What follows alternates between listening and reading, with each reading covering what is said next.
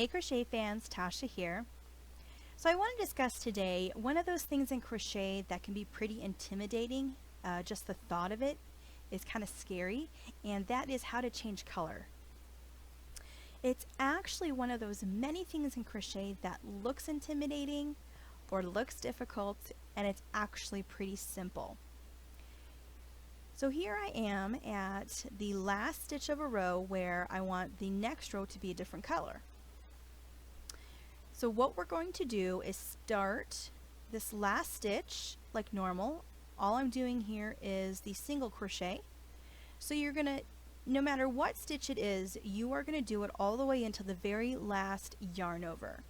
So for a single crochet, I'm there already. For the last yarn over, instead of using this purple color, my old color, that is where I'm going to drop it and add in the new one. Sorry, it took me a little while to find the end of this new color. You want to leave at least 6 inches of the old color to weave it in. Some people like doing a slip knot at this point. I don't think it's necessary. I'm just going to add the new loop right onto my hook, and I'm going to draw that through as the last yarn over to complete that stitch. This last yarn over for every stitch, regardless of the size, the last yarn over becomes part of the next stitch. So it makes sense that when we change color, we want that yarn over to be the new color.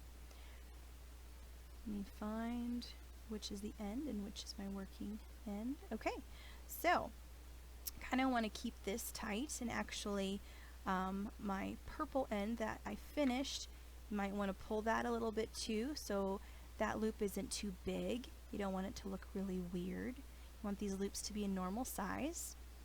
To start my new row, of course, I do a chain 1, and I will turn, and I will start my new color in the first stitch. Right, I will do a few of them here so you can see.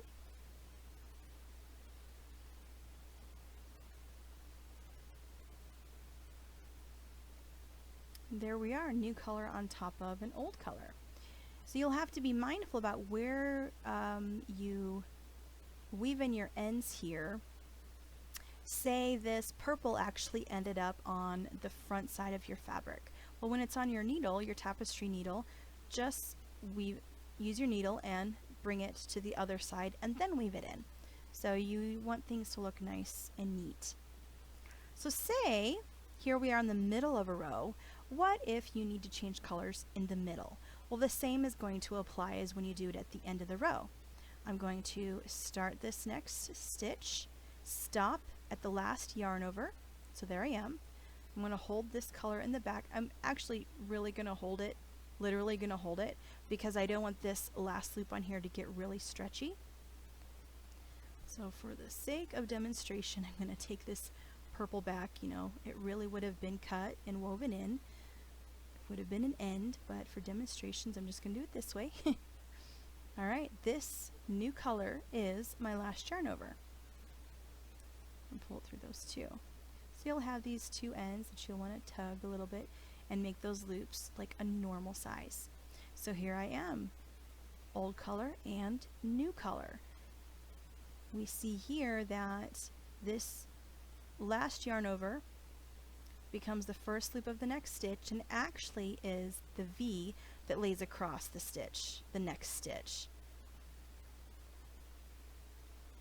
Oops, see how that loop just stretched out? Those are the things that you need to watch out for. So I tug that back a little bit.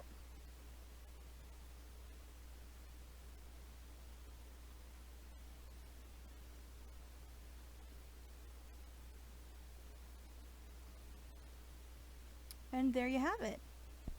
Seamlessly, two colors right next to each other. So on the back it is going to look a little weird with these ends, but you'd weave them in like normal. And that is all there is to it. But let me show you what it would look like with double crochet. So here I've done some double crochet stitches. And the same principle is going to apply. I'm going to do my stitch all the way until the very last yarn over.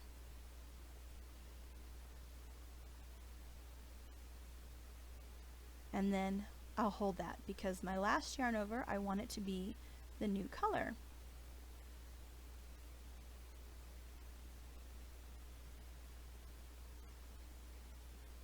There we go.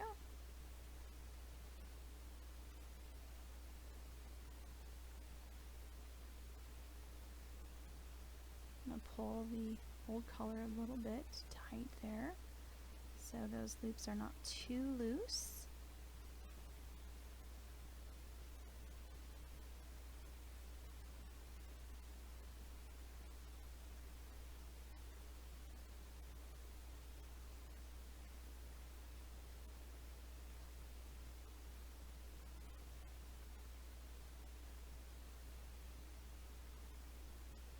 And there you have it.